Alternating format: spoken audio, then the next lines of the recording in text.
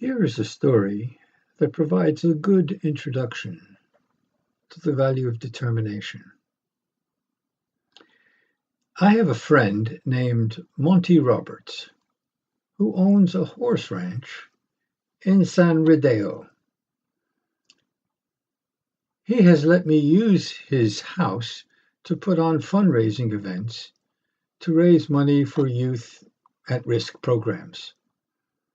The last time I was there, he introduced me by saying, "I want to tell you why I let Jack use my house."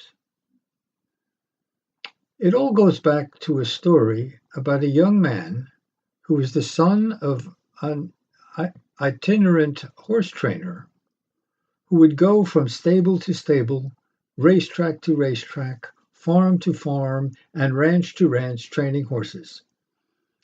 As a result, the boy's high school career was continually interrupted.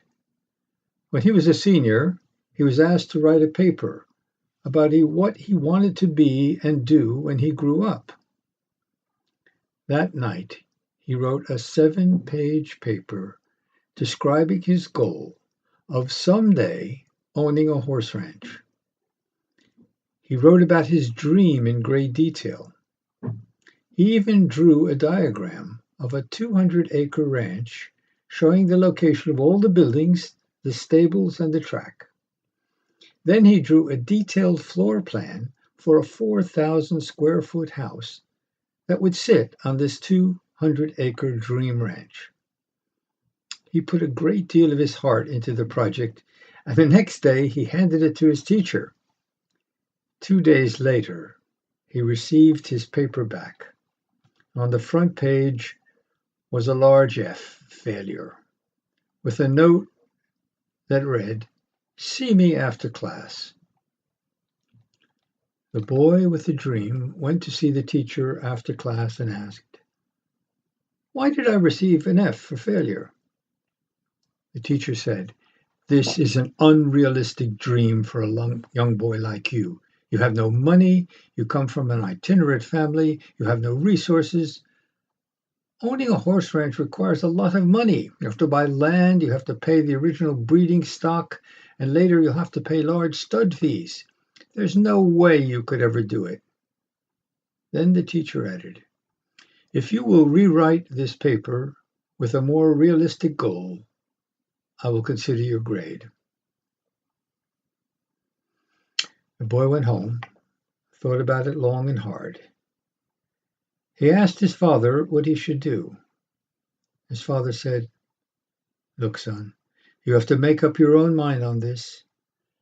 However, I think it is a very important decision for you." Finally, after sitting with it for a week, the boy turned in the same paper with no changes at all. He stated, "You can keep the F, and I'll keep my dream." Monty then turned to the assembled crowd and said, "I tell you this story because you are sitting in my 4,000 square foot house in the middle of my 200-acre horse ranch. I still have the school paper framed over the fireplace." He added, "The best part of the story is that 2 summers ago that same school teacher brought 30 kids to camp out at my ranch for a week. When the teacher was leaving, the teacher said, 'Look, Monty, I can tell you this now. When I was your teacher, I was something of a dream stealer. During those years, I stole a lot of kids' dreams. Fortunately, you had enough determination not to give up on yours. So don't let anyone steal your dreams. Follow your heart, no matter what."